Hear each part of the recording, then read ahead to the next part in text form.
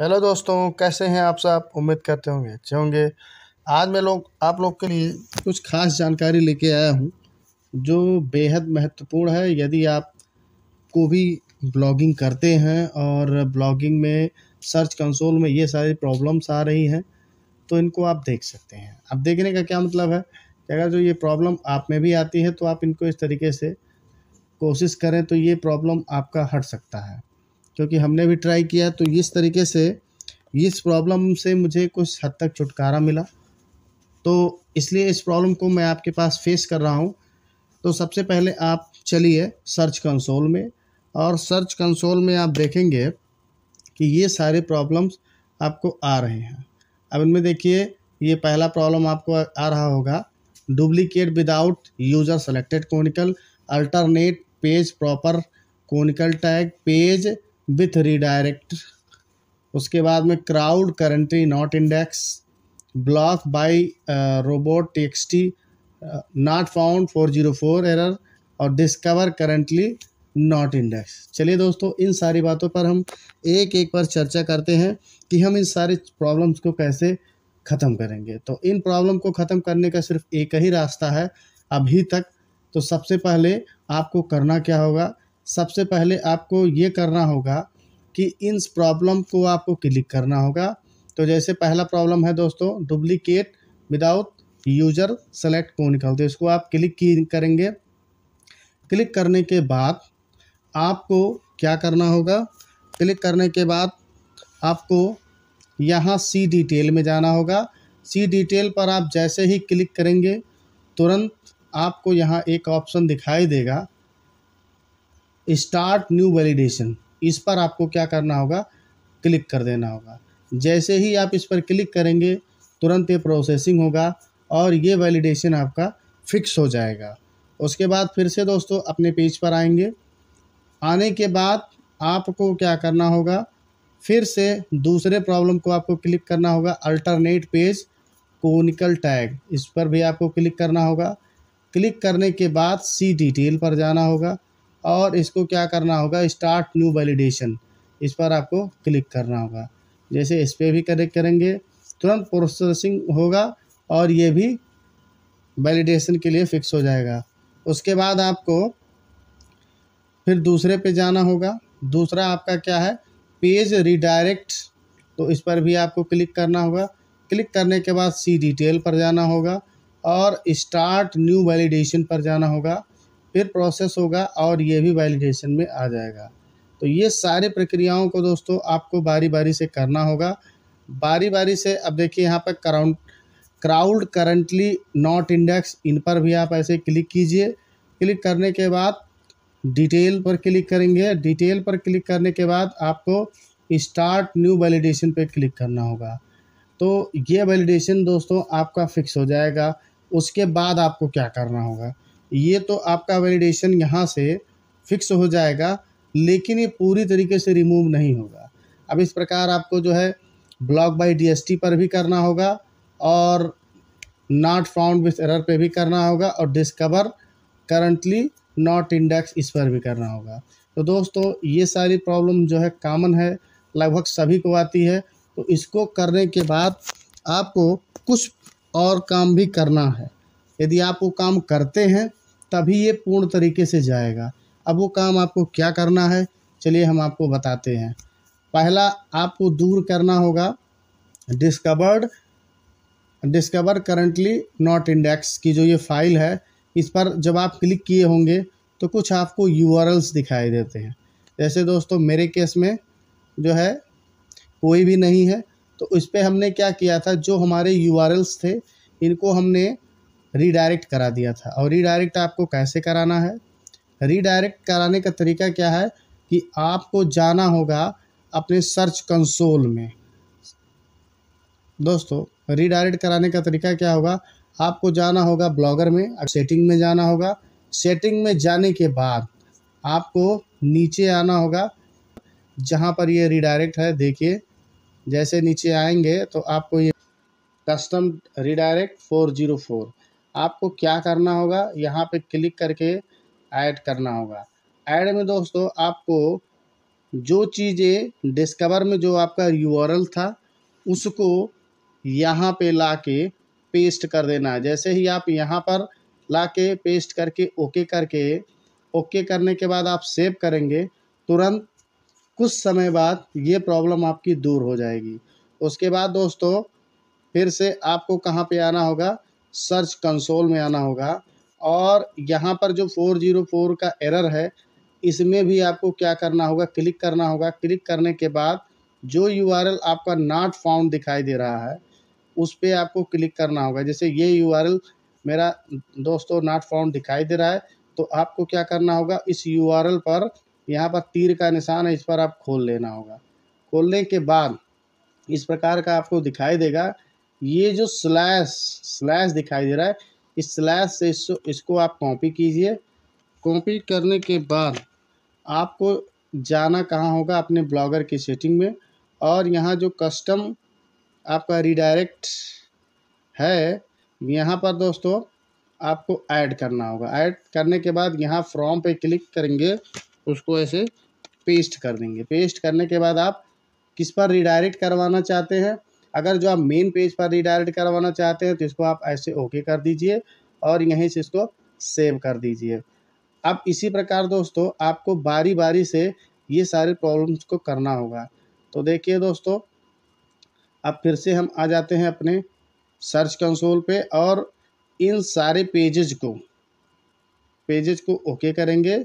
Okay करने के बाद आपको क्या करना होगा, रीडायरेक्ट पर जाना होगा और यहीं से इस चीज़ को कॉपी करना होगा। स्लैश के बाद आपको कॉपी करना होगा।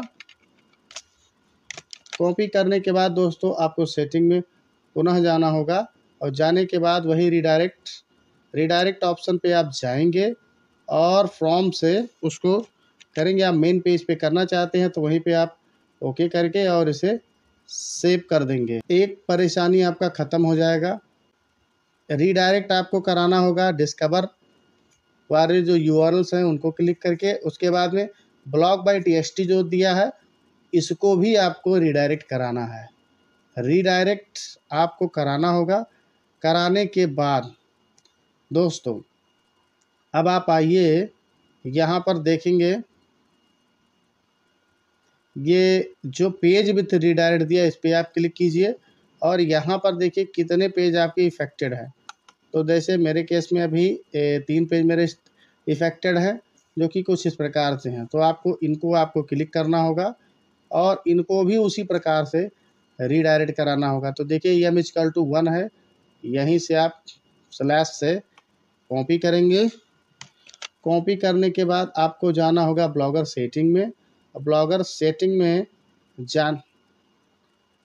आपको जाना होगा ब्लॉगर सेटिंग में, और ब्लॉगर सेटिंग में आपको जाना होगा कस्टम रीडायरेक्ट पर और यहाँ पर ऐड कर देना होगा। आपको फिर यहीं लाके उसको करने के बाद आपको फिर से ओके बटन करके यहाँ पर आपको सेव कर देना होगा। अब इस तरीके से आपका क्या हो जाएगा, वो भी आपका प्रॉब्लम दूर हो जाएगा। अब इस प्रकार से ये आपके प्रॉब्लम दूर हो जाएंगे। दोस्तों गूगल इन सब चीज़ों को अलग समझता है। देखिए ये इस प्रकार से है तो ये भी रीडायरेक्ट आपको करना पड़ेगा। उसके बाद में दोस्तों रीडायरेक्ट कराने के बाद ये वैलिडेशंस फिक्स करने के बाद आपको एक काम और करना होगा। आपको कोनिकल टैग क्रिएट करना होगा। आपको दोस्तों मेन डैशबोर्ड में आना होगा और आपको लिखना होगा कोनिकल टैग जनरेटर। यहाँ से आपको कोनिकल टैग जनरेटर पर आपको जाना होगा और यहाँ पर आप कोई भी यूज कर सकते हैं वेबसाइट।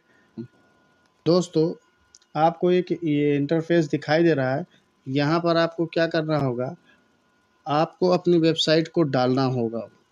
वेबसाइट को आपको डालने के बाद इसको आपको चेक करना होगा।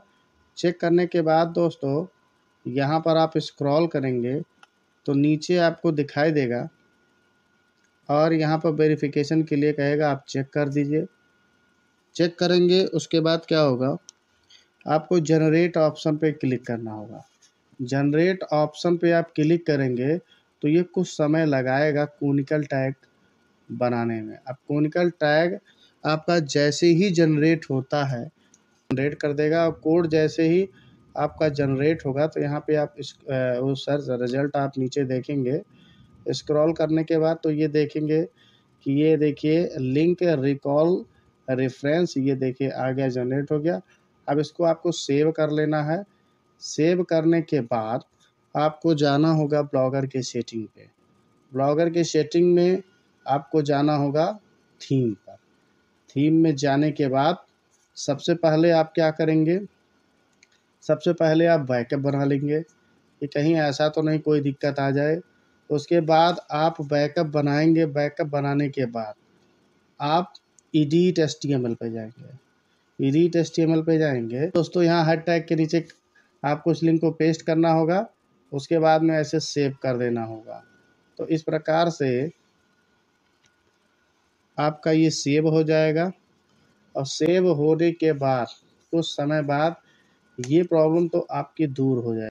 एक सावधानी और बरतनी है कि ये सारे जो आपको आ रहे हैं, ये जैसे आप पोस्ट लिखते हैं, तो पोस्ट लिखते हैं तो आप उसको लेबल नहीं करते हैं। लेबल करने का मतलब ये हो गया कि आप उस चीज़ को, एक पोस्ट को दूसरे पोस्ट से कनेक्ट नहीं करते हैं। अब देखिए उसको कैसे कनेक्ट करते हैं। आप जब इंटरलिंकिंग करेंगे तो ये इशू नहीं आएगा। जैसे आपका पहला इशू जो आ रहा है, duplicate without user conical alternate page conical, ये जो आ रहा है ये तो नहीं आएगा बिल्कुल। तो इसके लिए क्या करना होगा ये मैं आपको बता दे रहा हूँ। इसके लिए आपको करना ये होगा कि आपको आना होगा अपने ब्लॉगर डैशबोर्ड पे। ब्लॉगर पे आने के बाद आपको मैं एक पोस्ट करके दिखा दे रहा हूँ कि कैसे होगा। तो आपको ओपन कर लिया। अब यहाँ पे मैं आपको दिखा रहा हूँ दोस्तों, जैसे कि मैंने आपको अपना एक पेज दिखा रहा हूँ कि जैसे ये मेरा है, क्योंकि मैंने काफ़ी दिन से किया था। तो ये हमने न्यूट्रिशन पे एक एमसीक्यू बनाया था। दोस्तों मैं भी पढ़ाई करता हूँ, तो पढ़ाई से रिलेटेड मेरा शौक है, तो मैं इन चीज़ों को, तो यहाँ पर दोस्तों आपको दिखाई दे रहा है ये मेरा पोस्ट। तो इसको मैंने पोस्ट किया था, ये भी जो है इंडेक्स नहीं हुआ है। और इस पोस्ट को आप जाके अपने टैग में देखेंगे तो वहाँ पे आपको दिखाई देगा कि इस पर भी कोनिकल टैग का इशू आ रहा है। आप वहाँ जब लिंक पे नीचे देखेंगे तो कई सारे पेजेज आपकी इफेक्टेड दिखाई देंगे कि कौन कौन से पेज में आपका ये इशू जो है आ रहा है। उस प्रकार आपको करना क्या होगा दोस्तों, देखिए यहाँ लेबल का ऑप्शन है। इस लेबल के ऑप्शन पे आपको जो आपने पोस्ट कर रखे हैं उनको आप सर्च करेंगे। जैसे मैंने और भी जैसे अवेयरनेस पे डाला है, तो AW जैसे ही करेंगे देखिए आ गया। इसको हमने क्या करना होगा,